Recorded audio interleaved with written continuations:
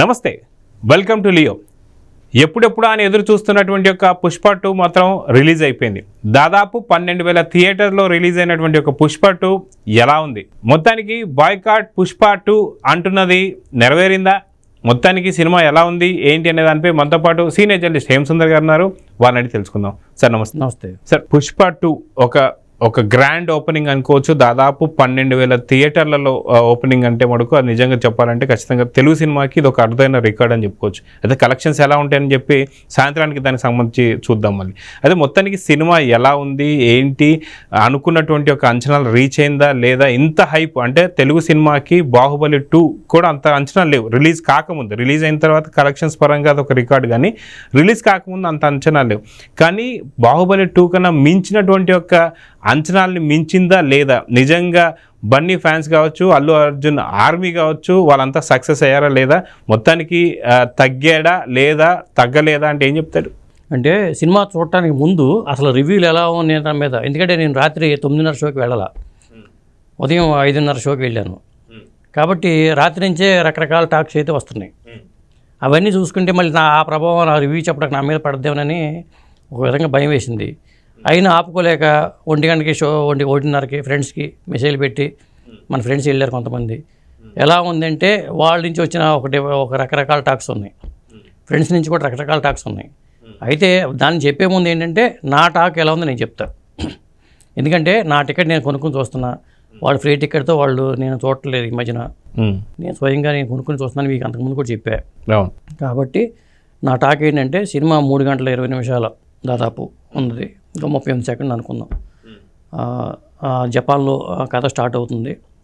అక్కడ అతను ఇంటర్నేషనల్ మరి స్మగ్లర్గా మారిన నేపథ్యంతోనే మనకి కథ మొదలవుతుంది. కథాపరంగా తీసుకుంటే నాకు ఏమనిపించిందంటే స్క్రీన్ ప్లే పరంగా సుకుమారు చాలా జాగ్రత్తలు తీసుకున్నాడు. ఇప్పుడు అల్లు అర్జున్ మీటింగ్లో పొగుడుతుంటే ఏదో ఊరికే అట్లా పొగుడుతున్నాడే అనుకున్నా, కానీ సుకుమార్ నిజంగా ఒక సక్సెస్ కొట్టాలనే దాని మీదే అతను తాపత్రయపడ్డాడు అనేది మనకి సినిమా ఆశాంతం మనకు కనిపిస్తుంది. ఎందుకంటే డైలాగుల దగ్గర నుంచి మొదలుపెట్టి, పాటల దగ్గర, డ్యాన్స్ మూమెంట్స్ దగ్గర మొదలుపెట్టి, ఫైట్స్ దగ్గర మొదలుపెట్టి, బీజిఎం నుంచి ఇలా ఏ వింగ్లో చూసుకున్నా కానీ అతను చాలా జాగ్రత్తలు తీసుకున్నాడు. అదండి. అయితే సినిమాకి సంబంధించి చూసుకుంటే గతంలో ఇది ప్రూవ్డ్ సబ్జెక్ట్ పుష్ప, దానికి సీక్వెలే పుష్ప 2 అనుకోవచ్చు. అయితే పుష్పలో ఉన్నటువంటి ప్యాడింగే ఉన్నారా, ఇంకెవరైనా యాడ్ అయ్యారా? యాడ్ అయితే ఎవరెవరు అయ్యారు అంటే ఏం చెప్తారు? అంటే జగపతి బాబు పాత్ర మనకు కనిపిస్తుంది. ప్రధానంగా ఏంటంటే మన్మోహన్ సింగ్ షెకావత్ పాత ఫాజిల్కిను, నేను ప్రధాన విలను మనకి షెకావత్తే అనుకోవాలి, ఎందుకంటే సినిమా చివరి వరకు. ఇక ఆ తర్వాత మనకి జగపతి బాబు కనిపిస్తాడు, కానీ అట్లా ప్రధాన విలన్ అదే. అంటే అట్లా పుష్పకి మనకి ఏంటంటే కథ అక్కడ అయిపోయింది కదా. అసలు పుష్ప 2 అనేది పక్కన పెడితే అక్కడ పుష్ప 1కి వచ్చేసరికి మనకి పుష్ప ది రైజ్ అనేది అక్కడ అయిపోయింది. పుష్ప ది రూల్ అని తీశారు, కాబట్టి ఆ రూల్ అనేది ఏంటి అనడానికి ఎస్టాబ్లిష్ చేయడానికి అతను చాలా జాగ్రత్తలు తీసుకున్నాడు. కథ మీద బాగా కసరత్తులు చేశాడు. చివరికి ఏంటంటే తన భార్య అడిగిన కోరికతో, ఒక సీఎంతో నీ ఫోటో చూడాలనుకున్న కోరిక, భార్య కోరిక నెరవేర్చాలనుకున్నప్పుడు అతనికి ఎదురైన పరిస్థితిని అది ఎస్టాబ్లిష్ చేయటంలో సుకుమార్ సక్సెస్ అయ్యాడని చెప్పాలి. అక్కడ మొదలైన కథ చివరికి మరి రకరకాల మలుపులు తిరుగుతూ స్క్రీన్ ప్లే ఎక్కడ డీవేట్ కాకుండా స్క్రిప్ట్ మీదే పక్కాగా అతను వెళ్ళాడు. చాలా కసరత్తులు చేశాడని అనిపించింది నాకైతే.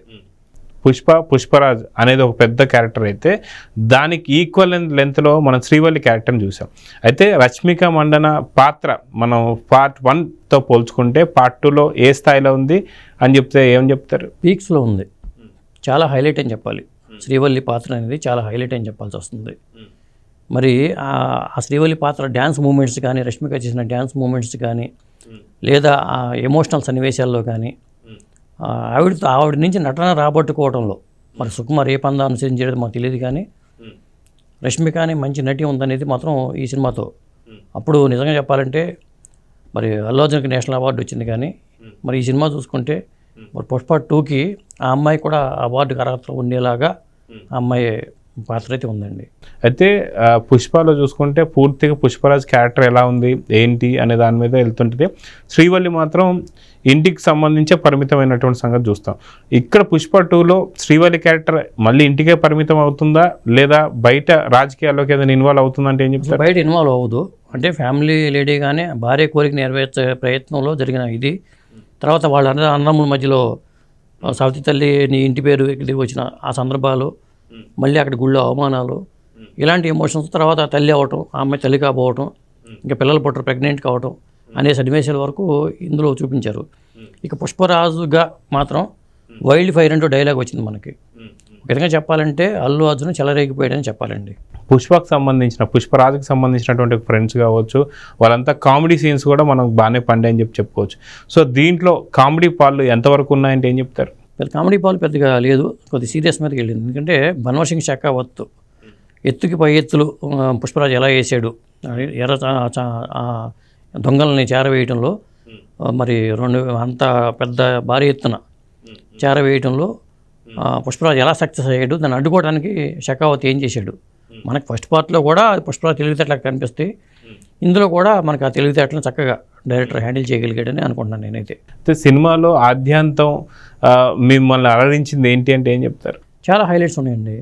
గంగమ్మ జాతర, ఆడవేషం వేసుకుని ఆ గంగమ్మ జాతర, ఆ సందర్భంగా జరిగిన ఫైట్ ఒక హైలైట్ అని చెప్పాలి. ఆ తర్వాత అసలు మెయిన్ హైలైట్ ఏంటంటే మనకి కాంతారాలో క్లైమాక్స్లో రిషబ్ శెట్టి నటన మనం చూస్తాం. కేవలం ఆ క్లైమాక్స్ వల్లే మనం సినిమా హిట్ అని చెప్పేవాళ్ళం కాంతారాకు వచ్చేసరికి. ఈ సినిమాలో ఏంటంటే నాకు ఇద్దరు రిషబ్ శెట్టిలు కనిపించారు. ఇద్దరు రిషబ్ శెట్టిలు కలిసి అల్లు అర్జున్ని పూనినట్టుగా మనకు ఉంటుంది. ఎందుకంటే కాళ్ళు చేతులు కట్టేసినప్పుడు అతను ఫైట్ చేసిన విధానం అనేది అసలు మామూలుగా లేదు. అతనిలో మంచి నటుడు అనటానికి, ఎందుకంటే ఐకాన్ స్టార్ అంటే మనం ఏదో అనుకుంటాం, కానీ నిజంగా అతనిలో మంచి నటుడు ఉంటాడు అనటానికి పైగా ఆ ఫైట్స్ కంపోజ్ చేసిన విధానం కానీ, టెక్నికల్ వాల్యూస్ కానీ, ఆ ఫైట్కి ఇచ్చిన బీజిఎం కానీ ఒక హైలైట్ అని చెప్పాలి. ఎందుకంటే సంగీతం కానీ బీజిఎం కానీ దేవిశ్రీ ప్రసాద్ పేరే పడింది. ఇద్దరు ముగ్గురు పేర్లు మనకు బయటకు వచ్చినా కానీ దేవిశ్రీ ప్రసాద్ పేరే పడింది సంగీత దర్శకుడిగాను, రికార్డింగ్ పరంగా చూసుకుంటే. కానీ ఆ బీజిఎం దగ్గర చాలా ప్రత్యేకత ఉంది. ఎందుకంటే ఆ ఫైట్ ఎలివేట్ అవడానికి చాలా హెల్ప్ అయింది బీజిఎం. కాబట్టి అక్కడ 2-3 హస్తాలు అయితే మనకు కనిపించినాయి. అదే సినిమాలో ఉన్న ప్లస్లు మైనస్లు ఏంటి అంటే ఏం చెప్తారు? అంటే మైనస్లాగా నాకు చెప్పుకోదగిన ఏమీ కనిపించలేదండి. ఎందుకంటే హైలైట్స్ సన్నివేశాలు చూసుకుంటే మరి అది తర్వాత వీళ్ళ రావు రమేష్ నటన కానీ, అతను అద్భుతంగా నటుడు ఉన్నాడని మాకు తెలుసు, మరోసారి దీంట్లో కనిపించింది అతని నటన అనేది. అలాగే మిగతా సునీలు, అనసూయ ఆ పాత్రలో యాజ్ డీజ్గా దీంట్లో ఉన్నాయి. ఒక విధంగా చెప్పాలంటే వాళ్ళు సిండికేట్లో ఉన్న వాళ్ళు కానీ చూపించారు. ఇక ఫహద్ ఫాజిల్ మళ్ళీ అసలు మామూలుగానే ఫహద్ ఫాజిల్ ఉత్తమ నటుడు. దీంట్లో కూడా షెకావత్ పాత్ర అనేది అంటే బలమైన విలన్ లేడనుకుంటాం, కానీ షెకావత్నే మనం ప్రధాన విలంగా మనం బ్యారేజ్ వేసుకోవాల్సి వస్తుంది ఈ పార్ట్ వరకు కూడా. అదండి. అదే సినిమాకి సంబంధించి ముగ్గురు పేర్లు తీసుకుంటే, ఒకటి పుష్పరాజ్, అల్లు అర్జున్ కావచ్చు, అదేవిధంగా మనం చూసుకుంటే శ్రీవల్లి, రష్మిక మండన కావచ్చు, అదేవిధంగా ఫహద్ ఫాజిల్. సో ముగ్గురికి మార్కులు వేయాలి అంటే, ఎవరికి ర్యాంకింగ్లు ఇవ్వాలంటే ఎవరికి ఫస్ట్, సెకండ్, థర్డ్ ర్యాంకులు ఇస్తారంటే ఏం చెప్తారు? ఫస్ట్ ర్యాంకు అల్లు అర్జున్కి ఇస్తాను, సెకండ్ ర్యాంకు రష్మికకి ఇస్తాను, థర్డ్ ర్యాంకు ఫహద్ ఫాజిల్కి ఇవ్వచ్చు, మరి థర్డ్ ర్యాంకు రావు రమేష్ కూడా ఇవ్వచ్చు. అలా ర్యాంకుల పరంగా చూసుకుంటే వాళ్ళ నలుగురికి మనం ఇవ్వచ్చండి. ఇవే మెయిన్ క్యారెక్టర్లా ఇంకా సినిమాలో ఇంకేమైనా క్యారెక్టర్స్ ఉన్నాయి? ఇంకా క్యారెక్టర్ జగద్బాబు పాత్ర ఉంటుంది. ఇక మెయిన్ ప్రధానంగా ఏంటంటే కథాపరంగా చూసుకుంటే అజయ్ పాత్ర ఒక కీలకంగానే ఉంటుంది. ప్రధానంగా ఏంటంటే ఈ పాత్రల మీదే కథ నడిపాడు. అదండి. అయితే పుష్పకు సంబంధించి సీక్వెల్ అని చెప్పుకొస్తుంది. సో సీక్వెల్ సాధారణంగా అంత అలరించవు, దానికి సంబంధించి చాలా వరకు మనము ఫ్లాప్ అనే దిశగానే చూస్తాం. సో పుష్పని అదే విధంగా చూడాలా లేదంటే ఏం చెప్తారు? అదే ఒక విధంగా చెప్పాలంటే కథను తయారు చేసుకోవటమే వీళ్ళు. ఎందుకంటే ఒక కథాపరంగా అదే పుష్పరాజుని చూపించుకుంటూ దీంట్లో అతను వైల్డ్ ఫైర్గా దాన్ని చూపించాలంటే మరి ఆ కథాపరంగా ఆ సన్నివేశాలు రాసుకోవడం కానీ, ఆ సన్నివేశాల బిగువు కానీ, ప్రధానంగా చెప్పుకోవాల్సింది ఏంటంటే ఈ సినిమాలో నాకు డైలాగ్స్ బాగా నచ్చినాయి. శ్రీకాంత్ విస్స మంచి రైటర్ అతను. ఇందులో కూడా అతని రైటింగ్ స్కిల్ అనేది ఖచ్చితంగా కనిపించింది. కొంత టీం వర్క్ ఉన్నా కానీ సుకుమార్ రైటింగ్స్ పేరుతో వచ్చినా కానీ మాటల పరంగా నాకు ఆ పేరు కనిపించింది. కాబట్టి శ్రీకాంత్ విస్స మన పేరుని ప్రధానంగా చెప్పుకోవచ్చు. ఇంకా హైలైట్ విషయాలు ఏంటి, ఇంకేమన్నా చెప్పదలుచుకుంటున్నారు ఈ సినిమా గురించి? పాటలండి.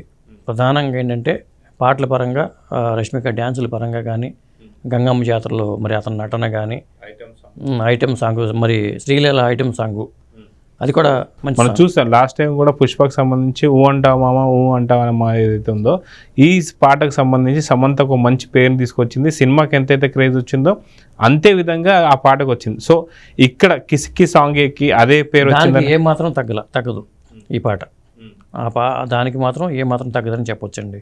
అది అయితే మొత్తానికి సినిమాకి సంబంధించినటువంటి ఒక నిడివి చూసుకుంటే దాదాపు 3 గంటల 20 నిమిషాల 32 సెకండ్లు సంథింగ్ ఏదో చెప్తున్నారు.